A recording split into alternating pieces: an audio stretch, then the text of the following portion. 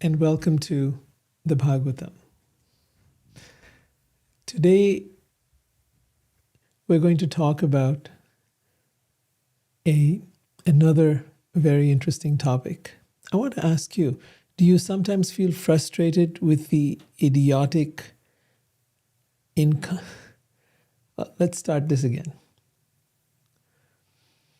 I'm just wondering, do you sometimes feel frustrated with the idiotic, incompetent, selfish leaders that we have to choose between each election cycle after election cycle? Do you feel helpless having to choose between them?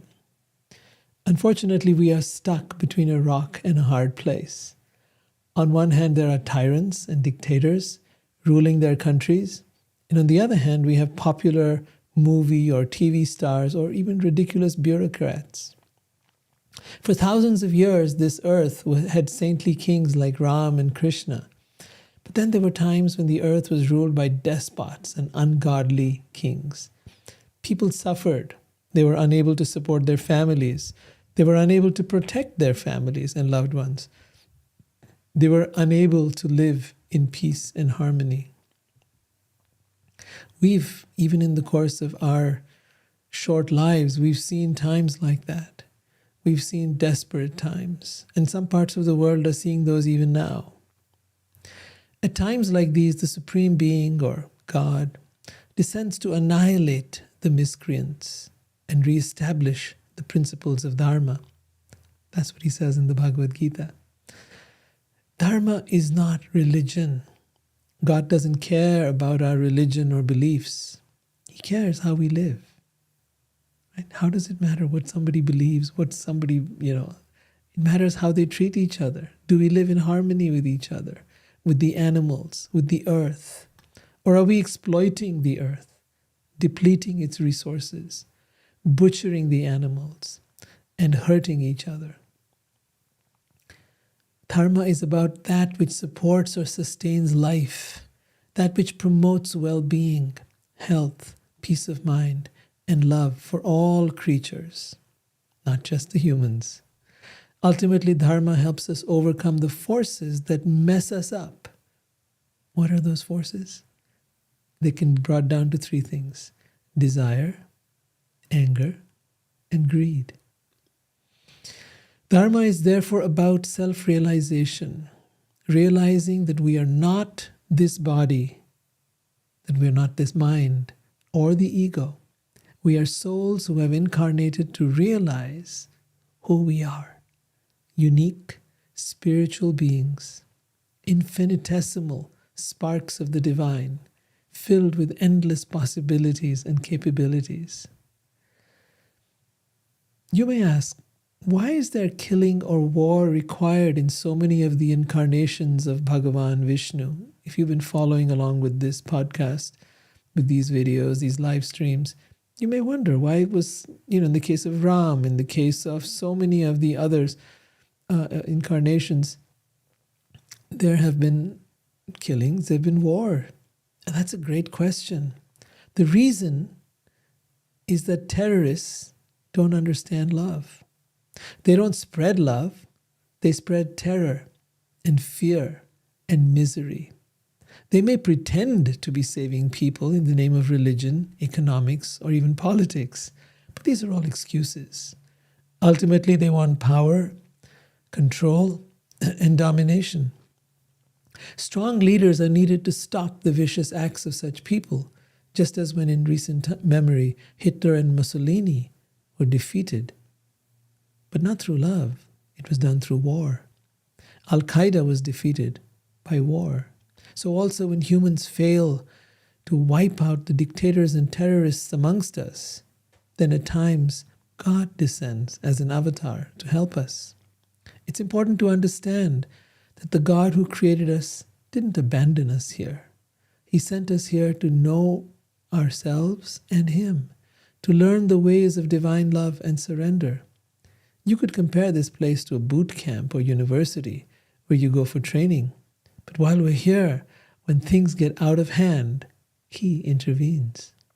Today we will learn about one more incarnation of Vishnu, Parashurama, who appeared to wipe out the miscreants from the face of the earth. Gapada pagarega sare dharsa sagare gapada gapada pagarega. So let's start off by, for those of you who are a little bit new here, who is Vishnu? Vishnu is shown in many different ways. He's known as the Supreme Being. He incarnates millennium after millennium in various forms. He doesn't just have one form. Most people think God is some old man sitting in the clouds, but in Hinduism, in Sanatana Dharma, we understand that God is very playful. We understand that he takes various forms and performs various pastimes or lila, by which to be able to not only get rid of the miscreants and troublemakers on this earth, but also to win the hearts and minds and love of all those who wish to go back to him or get to know him. After all, how can you love someone that you don't know anything about? How do you get to love someone who you have no clue what they look like, what they do, right? How could you love somebody like that? So the divine source of everything, God, if you prefer that name, has many, many ways in which to show us how he cares and protects us and loves us. The ultimate is in the pastimes of Krishna, which we're going to get to a couple episodes from now.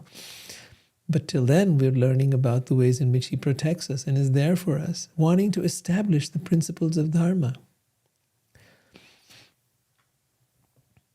Here are some pictures of Parashurama. So remember, Parashurama is a warrior incarnation.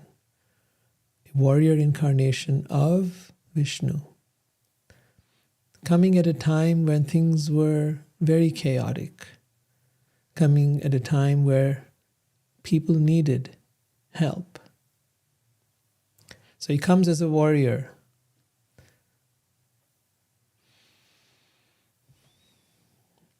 Now there are 3 Rams mentioned in the Bhagavatam. There is the King Ram, who we talked about just a few episodes back. In fact, the previous episode. That's the husband of Mother Sita. Then there's Balaram, the brother of Krishna, who we're going to talk about in the next few episodes. And then there's this Parashuram, the fearful son of Jamadagni and Renuka. Parashuram is known to learned scholars as the incarnation of Vishnu, who killed all the rulers and warriors on earth 21 times, meaning like purging the whole lot of them, and then again, and then again, and then again, 21 times.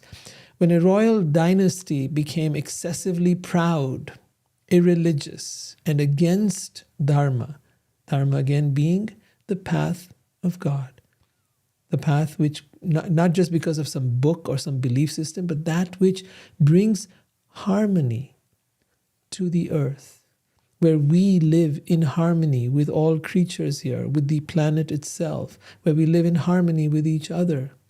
And it's just not about loving each other, but there's got to first be some kind of respect and harmony, and then we can come to love. So when these royal dynasties were irreligious, against the principles of Dharma, then Parashuram, at this stage, killed them. Even when their offense was not very severe, he killed them to lessen the burden of the world. It is said that in Kali Yuga, the time we live in now, the ruling class will be no better than plunderers, because low-class men will monopolize the affairs of the government. These are predictions from the Bhagavatam from 3000 BC. Because low-class men will monopolize the affairs of the government. Ignoring Dharma, they will try to plunder the riches of the citizens without consideration. We're seeing this now, with the kind of taxation, with the kind of ways in which these governments operate, trying to fleece as much as they can out of the citizens and use it for their aggrandizement, whether that is in politics or whether that is in war or whether there's any way in which they can get themselves to become more famous, more popular, more attractive to the masses, whatever it takes. There was once a king called Kartavirya Arjun. I'm just going to refer to him as the king because you're going to find that tough to remember that name. So Kartavirya Arjun, but king. Let's just call him king. So he was the king of the Hayas, who received 1,000 arms by worshipping Dattatreya, the plenary expansion of the Supreme Godhead Narayan. I once again want to point out that the practices of Sanatan Dharma, or Hinduism as it's more popularly called, when you go back to ancient times, the rishis, the sages, developed practices that were, in today's time, would be considered supernatural or unimaginable or absolutely crazy, made up mythology or whatever else.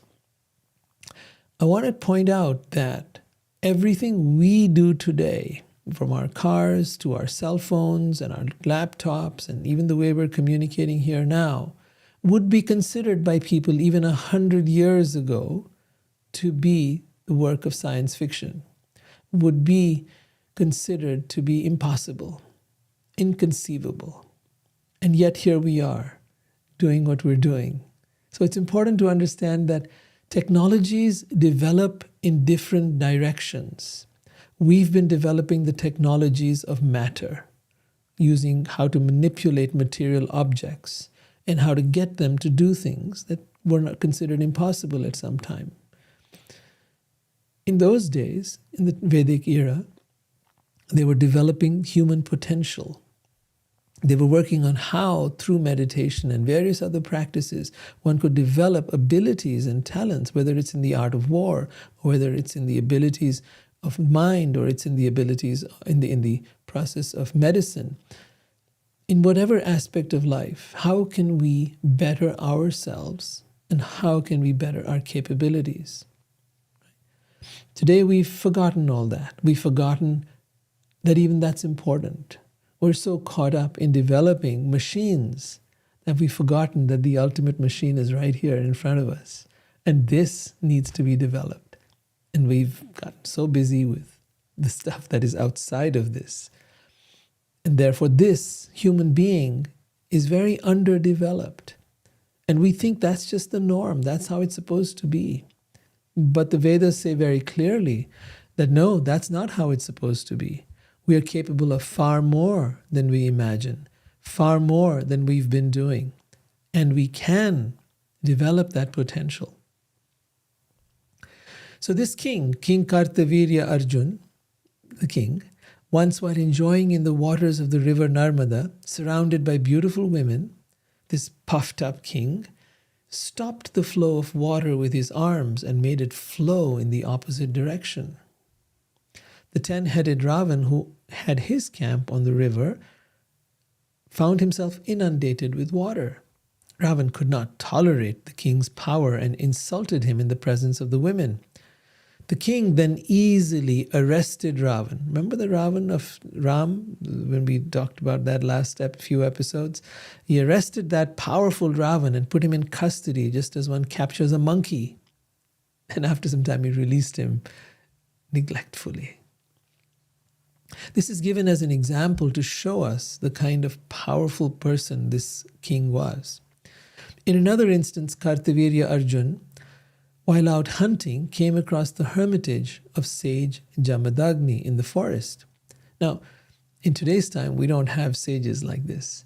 We don't have sages who live out in the forest and who meditate and who then live their life in a very simple way, eating perhaps roots and berries and whatever else they can find in a forest. No, they were not hunters. Such sages never would have eaten animals. They ate just whatever vegetables, fruits, whatever grew naturally in the forest. So this sage Jamadagni had developed tremendous mystical powers. And when the king arrived, along with his soldiers and ministers, the sage supplied all the necessities to care for these guests. And he did this because he possessed what is known as a Kamadhenu cow. Now, the Kamadhenu cows are something that is talked about in the literature that talks about the spiritual world. They are called wish-fulfilling. In other words, anything a person desires could be produced by such Kamadhenu cows. I've got some pictures here. Perhaps I can show you a little something. There are different ways in which artists have tried to imagine such creatures.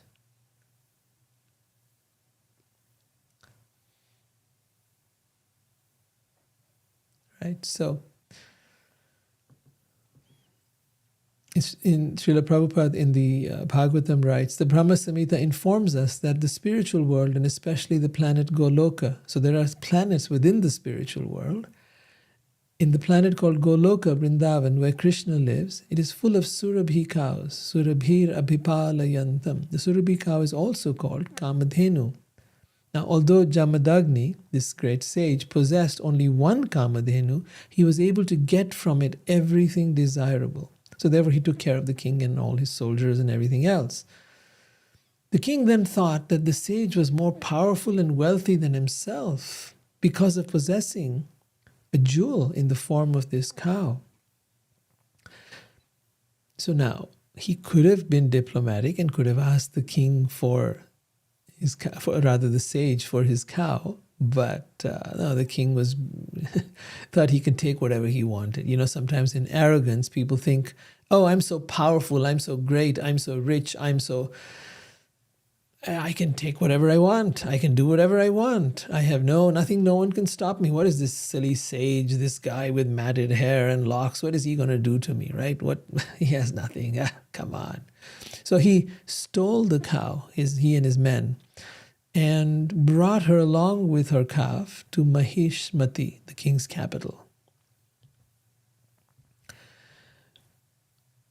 When the sage's son, his youngest son, Parashurama, heard about this nefarious deed, he became as angry as a trampled snake. Snakes don't always go out to bite people. It's when we trample on them. It's when we step into their world and they become angry. So in much the same way, Parashurama, who we talked about earlier, became angry, taking up his fierce chopper. So if you might have noticed, he's carrying an axe in his hand. So taking up his fierce chopper or axe, his shield, his bow, and a quiver of arrows, Parashurama, exceedingly angry, came after the king. The king now, remember, thought he's invincible.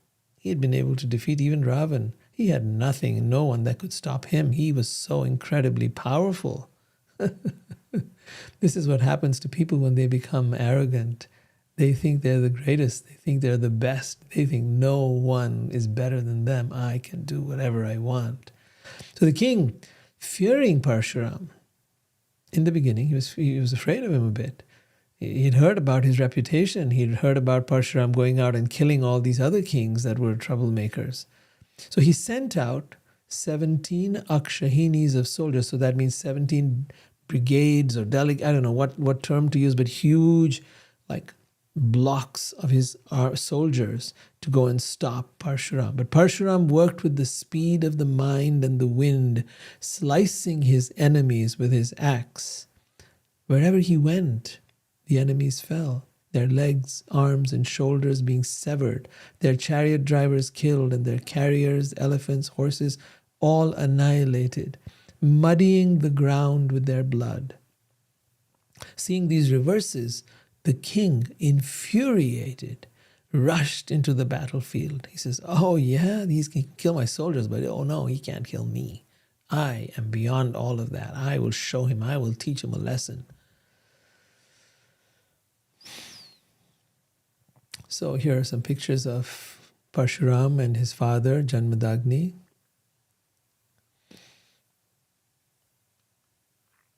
And then Parashurama in battle, killing all those soldiers.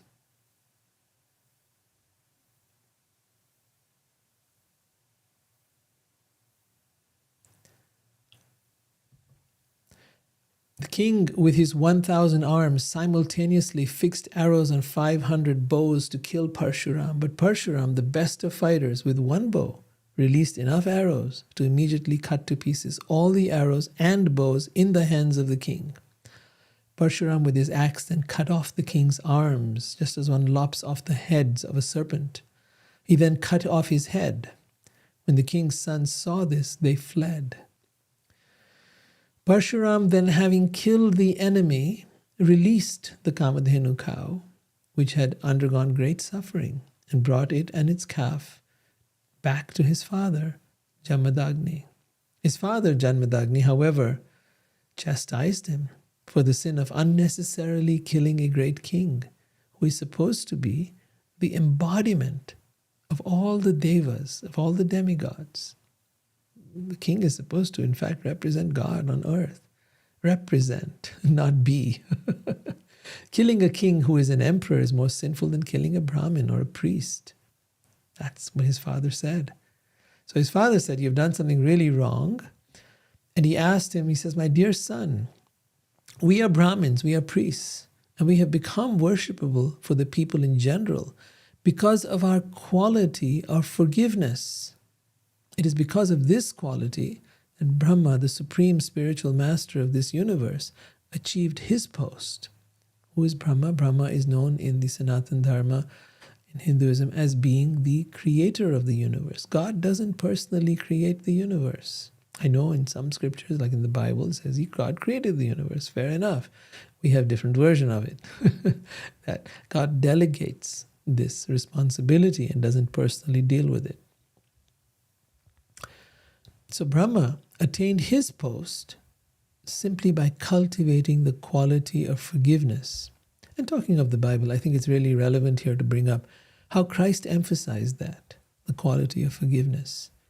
He says, Father, forgive them, for they know not what they do.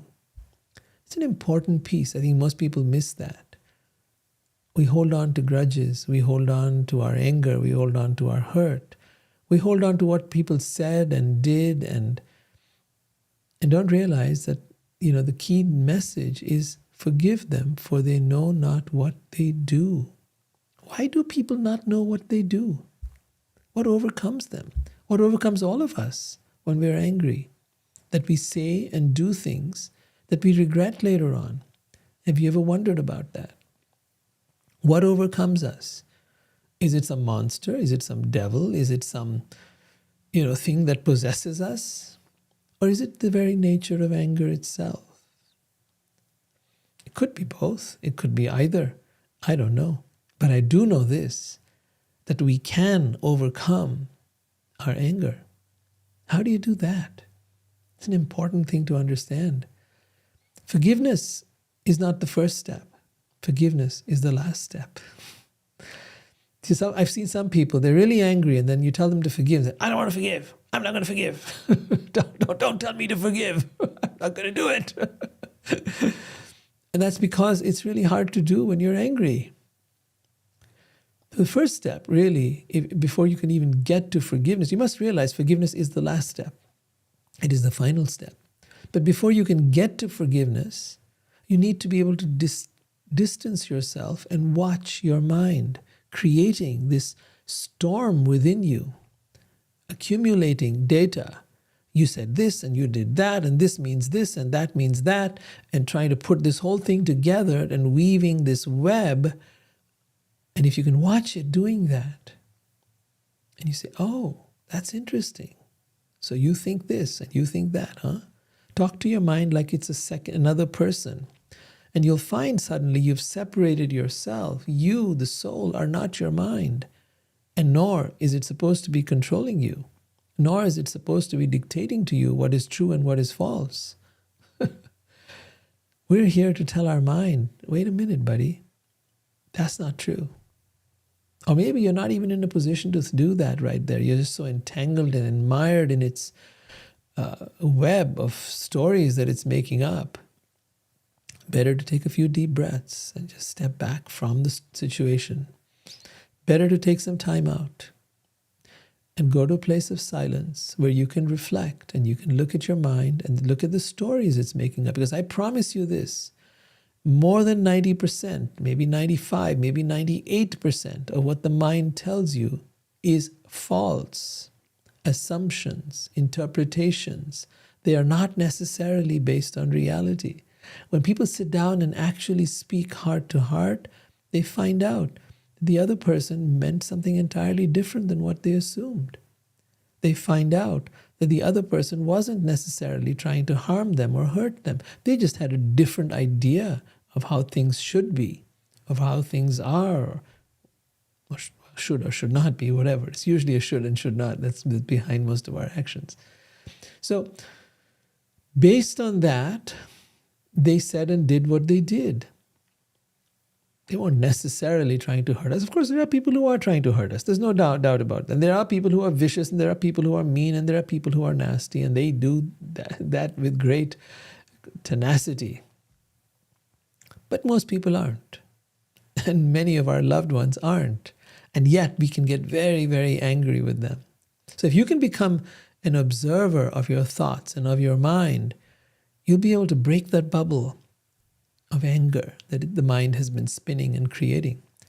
And then, once you're able to do that, I remember doing that, I said, oh my God, I told my friend, thank you so much for bursting my bubble. My mind was making up this whole story of why you did what you did and what it meant, and how you were insulting me and demeaning me, and how this was not right, and I need to stand up for myself, and all of this stuff.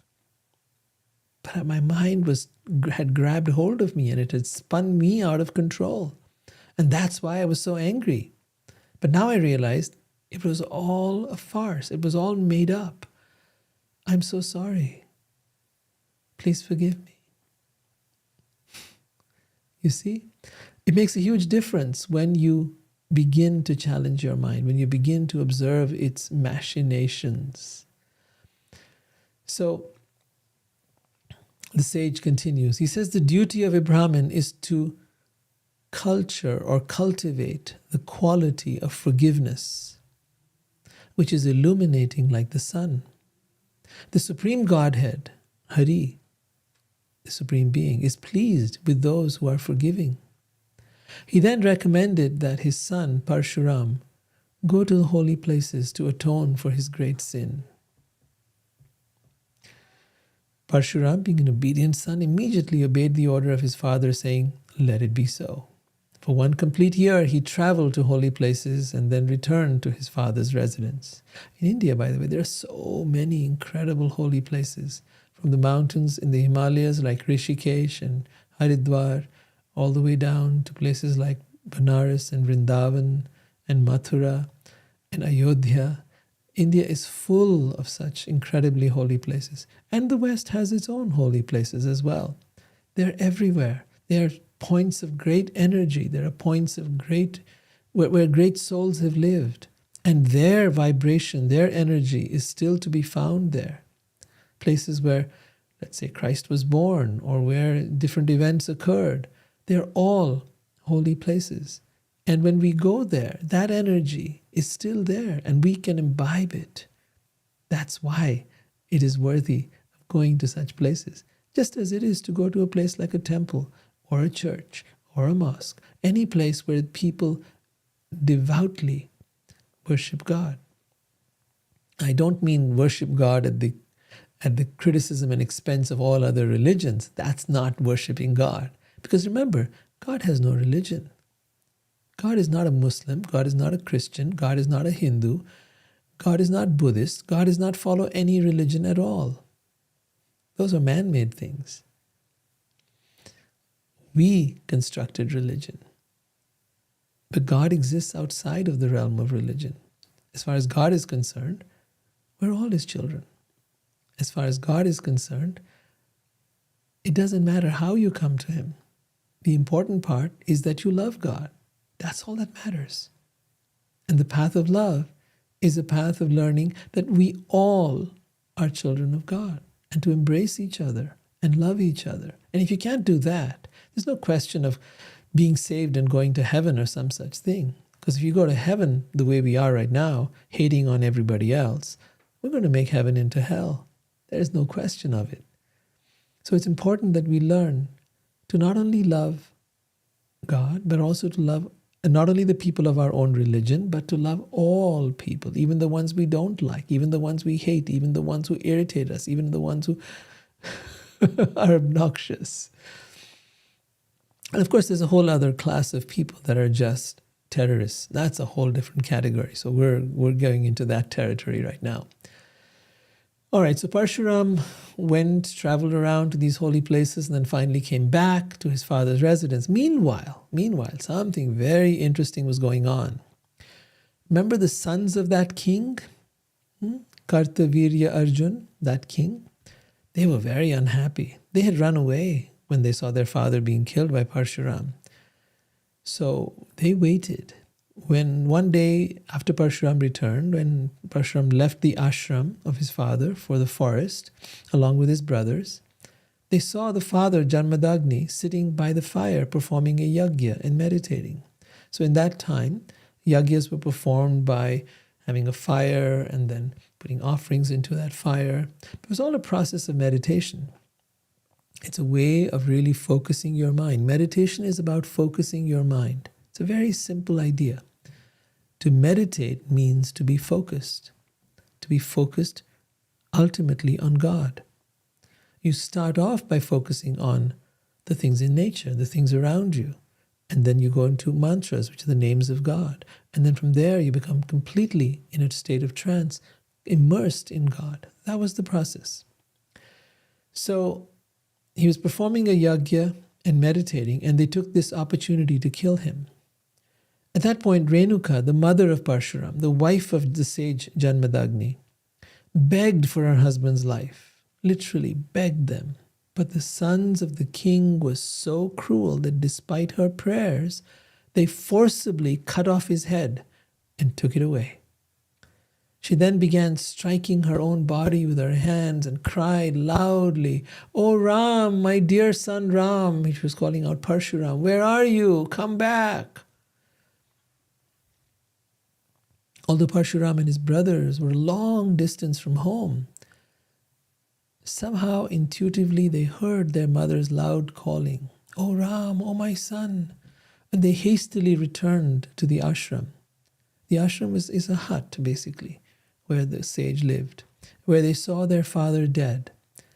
Bewildered by grief and anger and indignation, affliction and lamentation, the sons of Jamadagni cried. But Parshuram wasn't having any of that. He entrusted his father's dead body to his brothers, took up his axe, decided to put an end to all the rulers and warriors on the surface of the world. He then went to Mahishmati, the capital of the king, and in the midst of that city, he made a mountain out of the heads severed from the bodies of the sons of the king. Wow. That must have been a real bloodbath. By the way, there is something called the Hindu Kush Mountains. Hindu Kush Mountains mean exactly that. These were mountains created from the dead bodies and skulls of Hindus, millions of whom were killed as the Muslim invaders tried to get into India. It's tragic. It's tragic, all the atrocities that were heaped upon the people of India at that time. And no one talks about it, of course, but they just want to bury it under. It's one of the greatest genocides of all time. So at this point, the sons of the king have all been killed. And it was a time where the Kshatriyas, the people of power in government, were performing sinful activities and disrespecting the Vedic culture, the Brahminical culture. They were disrespecting Dharma. And Parshuram, on the plea of retaliating for the murder of his father, rid all the warriors, the Kshatriyas, the rulers from the face of the earth 21 times over. So you might wonder, why would God take on such a role? You know, as I said in the beginning when I started, it's not all about love. Sometimes an intervention is needed. Sometimes war is needed. Sometimes action is needed to get rid of the people who are harassing all the others and creating hell on earth.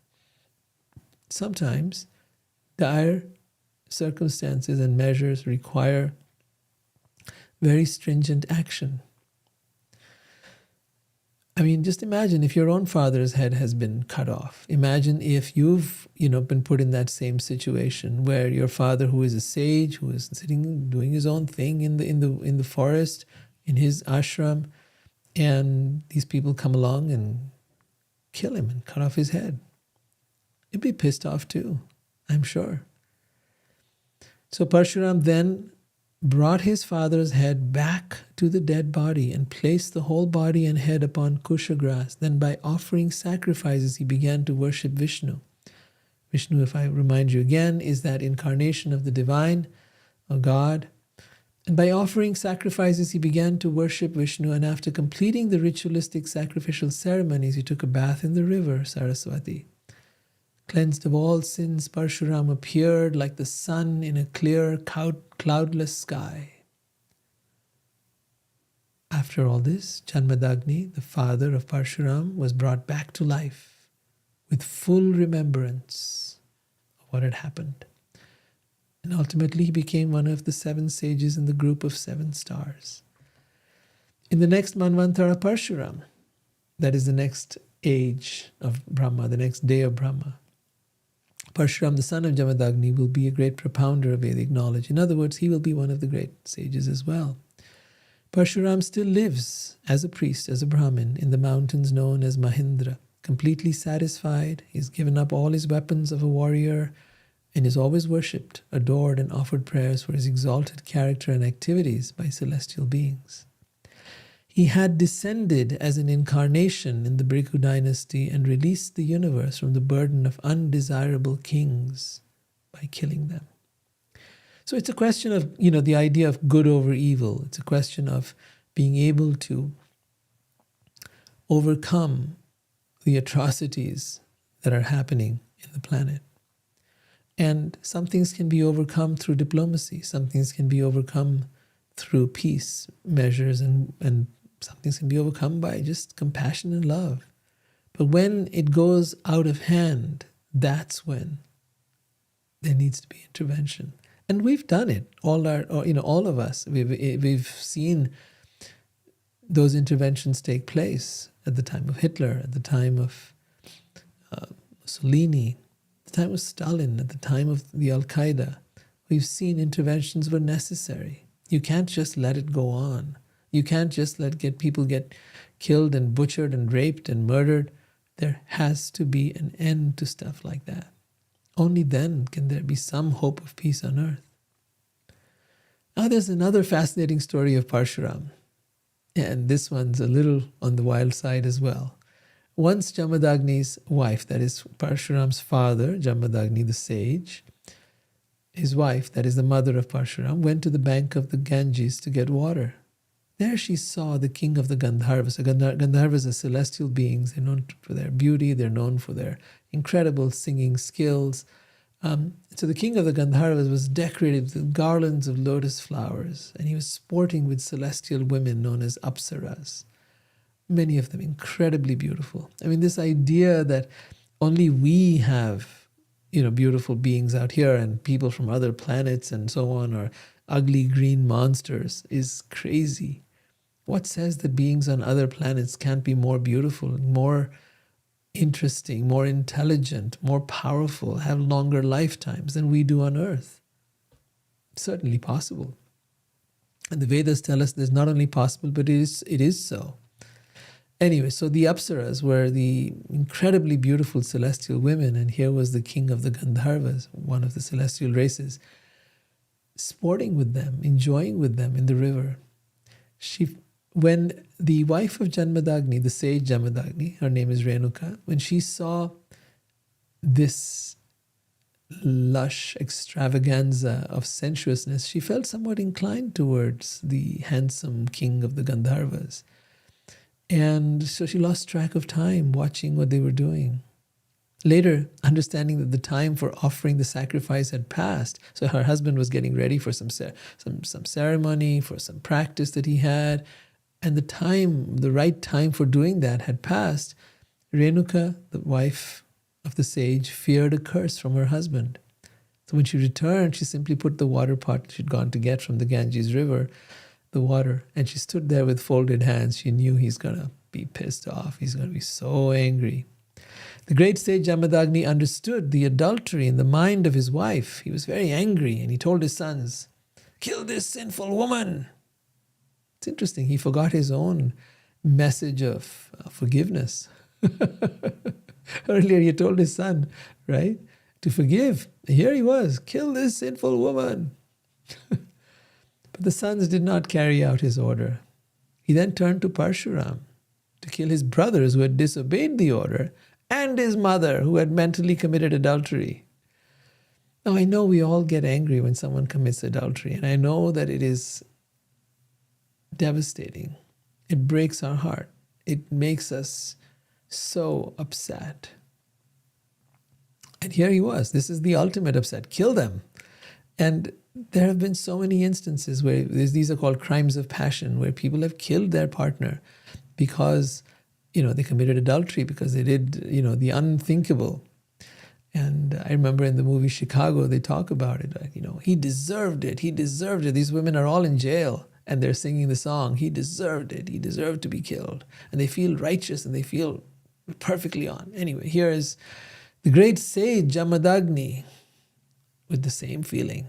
Kill this sinful woman. And not only that, kill all the sons of mine who didn't carry out my order. And so Parashuram, knowing the power of his father, killed his mother and brothers immediately. This is now gone way out there, right? His father, being pleased, asked him to take any benediction he liked. He says, "Oh, Parashuram, what a good son you are. You have done exactly what I said. You may have any blessing that you want, any benediction that you want." The sage was very powerful. He could have even killed them himself, but no, he let Parashuram do it. And Parashuram replied, "Let my mother and brothers live again and not remember having been killed by me. This is the benediction I ask." Then by the benediction of Jamadagni, Parashuram's mother and brothers immediately came alive and were very happy, as if awakened from sound sleep.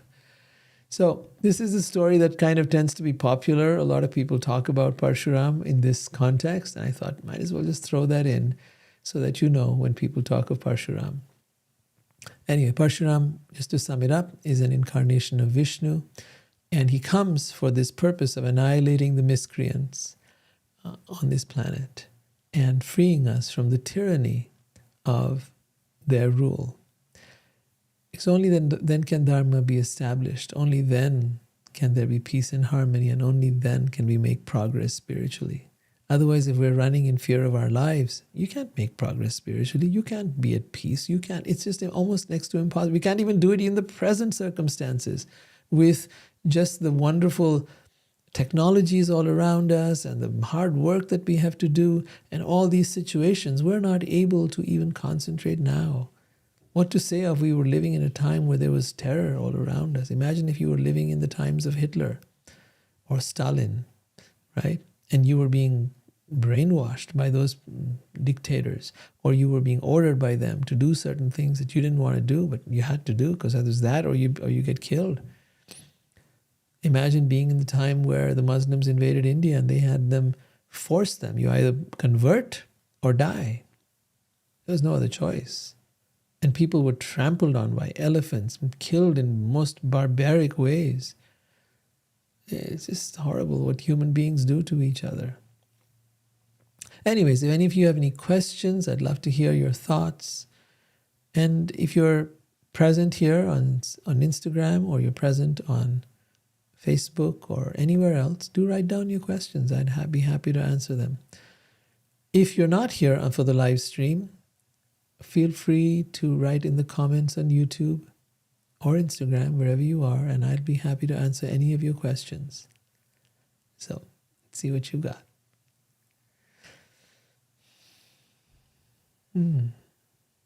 Today it seems like we don't have too many questions. So, all right. So, in case you're a person who enjoys these talks, please join me. I'm here every Tuesday at the same time, 10 o'clock in Eastern Time, 7 o'clock Pacific Time. And these days it's 7:30 the next day, Wednesday in India. So Cindy's got something out here. Let's see.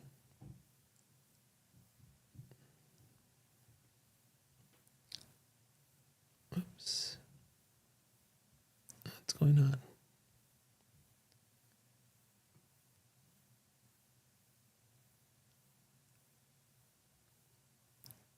Yeah, thank you. I think I need to move this down here. All right. And right. Thank you for another wonderful session. Forgiveness is the answer to my troubled thoughts of a person who took overt offense in their actions. I've been fighting tigers.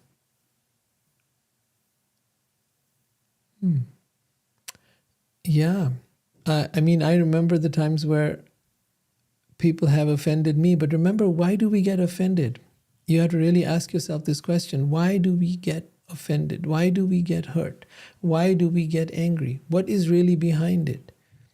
And if you really dive deep into it, it's because you have an idea of how things should be, how people should be, what people should say, should not say, should do, should not do. It's all in the shoulds. And once they transgress the shoulds is when we get angry. Now, I'm not saying that, that's necessarily wrong. I'm not saying that's necessarily right. I'm just saying that's what triggers our anger. So once you recognize that, then you can say to yourself, all right, well, how does it feel to be angry? Right? How does it feel to be righteous about my anger? How does it feel to then vent at the other person, then attack them, then do to them even more than what they did to us, or maybe worse, or as much, who knows, whatever, right? The point I'm trying to make is, can we rise beyond anger? Can we rise beyond trying to control how people should and should not be? Can we consider a different way? Right? What if we were to stop trying to control the way people are, or, stop trying to make them be as we are or do as we do? What would happen then? Would we perhaps be less agitated, less upset, less angry? Perhaps. Maybe you have another way to do it. I'd love to hear that. What have you done that made you less angry?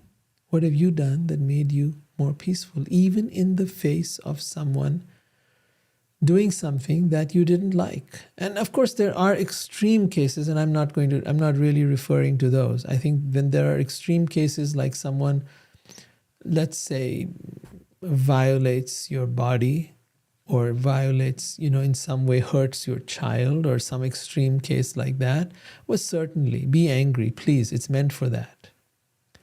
Right? There is a time and a place for anger. And when you use it with precision, with detachment, with focus, very purposefully, then it has much greater impact than when you're just out of control, completely overcome by the anger. Even children recognize this. Even when you're raising a child and you have, the child recognizes when you're out of control, they know they got you, and they'll do it again because now they have control over you. It's quite the trick here. And so people get to learn your triggers, and when they learn your triggers, they'll use them against you.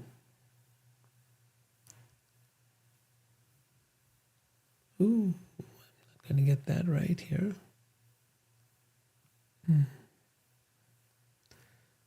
Okay, I'm not sure why it's doing that, but let me see if I can get your... I see why. Okay, good. The person misspoke of me to my children, causing disturbing impressions of me. I make inquiry of why such things were said. True. Yeah, I think it's very wise to make inquiry, find out why such things were said, and why they had to speak that way to your children. I think it's really hitting below the belt, no doubt. And at the same time, one needs to find out what's going on with this person. Ultimately, there's all kinds of people who are going to say all kinds of things to our children, to us, to our loved ones. And if we can set the record straight, talk to that person, find out what's going on, and clarify what might be perhaps a simple misunderstanding, we might be able to get more result than if we simply lose ourselves and completely just scream and yell and through anger. So 3 things are mentioned in the Bhagavatam, which is lust, anger, and greed. By lust, they mean desire. So desire, anger, and greed. We must learn to overcome these. And at the same time, we must learn how to use these. Desire also has a particular purpose. Greed also has a particular purpose. We can be greedy for the things of the world. Sure. Where will that take you? Ultimately, there'll come a time where you're old and you can't even enjoy them. Ultimately, there'll come a time where you die and you can't even take them with you. So of what value has all your accumulation been? Of what value has been all your, collecting of wealth and of fame and everything else? Of what value is it? Right? It's not, you can't take it with you. So what's the point? You've spent your whole life trying to cultivate a certain look, a certain ego, a certain place in this world, and then you're gone. You come back as a child and you forget all of it. You don't remember any of it. When you look at a young baby, you don't know where they've been, what they've done. This person may have been the richest person on earth. They may have been the poorest person on earth. We don't know. They don't know. We don't know. And the cycle begins afresh. All of us go through a hard reset as we move from one life to another. So it's really important to understand that the influences of earlier times are still upon us, but not the memories, not the remembrance. There are ways in which you can tap into some things, but still, nevertheless, what's important is this, to not make our life about things that are temporary and transient. What is important is to focus on that which is eternal, on that which can never be lost. Because that's what we ultimately want. We want happiness that can never be lost. We want peace that can never be lost. We want love that can never be lost. Love that is eternal. Happiness that is eternal. Why do we want eternal? Why are we so hung up on this? Why do all of us want this? Could it be that it's because that's who we are? That's where we come from. That's our birthright. That's what we know. That's the imprint in our soul. And because that's the imprint within us, it's what we're seeking outside us. But we're not finding it here. At some point, we've got to wake up and recognize we're looking for that kind of everlasting, perfect, incredible love or happiness or peace or whatever it might be in the wrong place. That thing lies within us and it lies between us and God. And then we know, oh, okay, we were looking, but just looking in the wrong place. We want perfection. So many people want to be perfect. But there's nothing perfect in this world, but there is perfection. Perfection lies within you. It lies within your soul. Your soul is perfect. You, at the core, are perfect. Where you came from with God is perfect. There is no flaw there. But as a human being, we're full of flaws. So there's this dichotomy we live in. We are perfect beings in an imperfect world. Or shall I say, we're perfect beings in an imperfect world, a messed up world.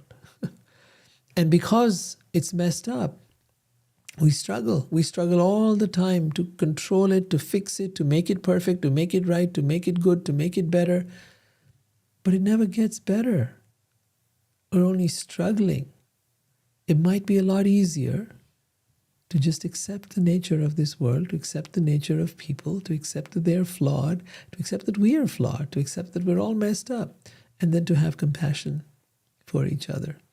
And perhaps to be able to penetrate the veil of imperfections and flaws, see past that and find the soul and the heart and the essence of the other person or of ourselves.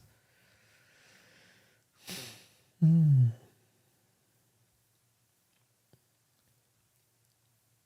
did I hit a nerve when I pointed out their antisocial, passive-aggressive behaviors? Forgiveness is the key. Yes, it helps if we can, along with pointing out their behaviors, if we can come to a place of forgiveness. Because I think what really, in anger, it's almost impossible. When you're angry, there's almost no way you're going to forgive anybody. So as I was telling you earlier, when you can be the observer of your thoughts and of your feelings, it's a lot easier than gradually to move away from anger, because you realize anger has been spinning a web around you and it's been sucking you into its energy. When you realize that that's what's been happening, your mind's been making up all kinds of stuff, some of it true, some of it false, partial bit of this and partial bit of that, lots of interpretations, lots of assumptions, lots of things, that it's cooking up, and then it's weaving you into this spell of anger. The moment you're able to breathe and step back and watch all of that, then you realize, oh my God, I was being deceived by my own mind. And then at that point, you're able to breathe and let it go. And maybe go to the other person and find out what they really meant or what was really going on or why did they do what they did. They'll give you their reasons, their justifications or whatever it might be. And then you begin to understand that, oh, so they were looking at it entirely differently than I was. And then perhaps it becomes easier to forgive. Because until you go through that process, forgiveness is very, very difficult. Otherwise, it just feels forced and contrived. So that's why I say you can't start with forgiveness. You end with forgiveness. You have to start by distancing yourself from your thoughts. Thank you, Cindy. Appreciate it. We continually look for a heavenly world which is not here but within us. Yeah. We want a heavenly world. We think that heaven is somewhere out there. And yes, it is out there too. But it's also in here. In fact, it's hidden in every atom of the creation. It's everywhere. It's all around us. Heaven is right here, all around us. But it takes looking past the veil, or the matrix, if you want to call it that, or the spell of reality, what we call reality. What we call reality is actually virtual. It is not real. What we call reality is virtual reality. That virtual reality that they're making in these headsets and so on, that's a whole other layer of virtuality. But even what you call real out here is also virtual. It's just so damn real that it hurts. When you bump into something, it's physical, it hurts, right? It's visual, it's auditory, and it can bombard us and it can feel horrible, of course. But it doesn't mean that it's true. In fact, all the things that bothered us, all the things that hurt us, all the things that aggravated us, where are they now? They're actually not here. They're only fragments of memory within our brain. All the things that we think will hurt us and bother us, where are they? They're also fragments of imagination. So we live between our imagination and our memory. But neither our imagination nor our memory are true. In this moment, is any of that happening? No. Most of the things that bother us aren't really happening. Most things that bother us are really because we're resisting what is showing up in our life. Now imagine if you didn't resist. Imagine if you did not offer any resistance to what is showing up in your life. If you just allowed it to be. It's just, okay. I have a saying, dogs bark and cats meow. You can't make a dog meow. You can't make a cat bark. So you can't change the nature of reality. You can't change the nature of what's going on around you. But you can change the nature of what's going on in here. And so when you come down to just saying, okay, this is what he does. This is what she does. This is their pattern. I get it. Okay. I don't have to change that. I don't have to control that. I don't have to fix that. I don't even have to make it so that it's comfortable to me. Let them do what they do. I mean, imagine how upsetting it would be if you had a dog that barked and you're like, shut up, you dog, you stop irritating me. But he's a dog and dogs bark. That's what they do. Now, maybe some dogs don't, but most of them, they do. And I've noticed the smaller they are, the more they bark. But us getting irritated is not about the dog. It's about us. So the things that irritate us, if we stop resisting them, we're going to have more peace. I'm not saying we can do it all the time. I'm saying do it as much as you can. Start doing it more and more and more. I found that when you resist even the weather, the cold, the heat, oh man, I wish it wasn't so hot today or so cold today. Well, what are you doing? Driving yourself into feeling miserable. You squint your eyes, your eyebrow, your forehead goes into a tense state, and then you get a headache because you're resisting it. But if you just breathe and let the weather be whatever it is, let the place be whatever it is, even if it's noisy or it's dirty or it's filthy or it's whatever, it is what it is. And if you stop resisting it, you'll find that you will be happier and more peaceful. Then if you need to forgive, that's fine too. Do that too. No harm. Thank you, thank you.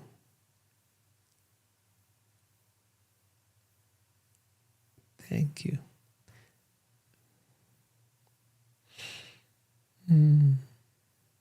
So you're bringing up Hamas and people suffering there, yes, and it's true.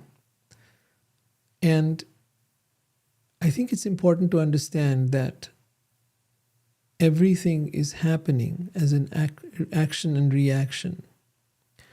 While there is suffering and there is no excuse for suffering, there's also been a responsibility that has to be taken. When you do something to someone, there will be a backlash. That's karma. It's going to come back to you. They chose a certain set of people to rule their country. Those people went out and did stupid things. That now is being suffered by the entire country. It's not a pleasant sight at all. And I think for those who are very compassionate and very kind and very loving, it's painful to see. But at the same time, terrible things have been happening all over the world. I was talking about this earlier, how in India, millions of killed, over 100 million people were killed. The worst genocide that we've ever seen on this planet happened. And it's been buried under, it's been shoved under the rug, to the point where even Indians don't know about it because the British came along and whitewashed the whole thing for us. So yeah, terrorism has been done in many ways. And there's no excuse for any of it.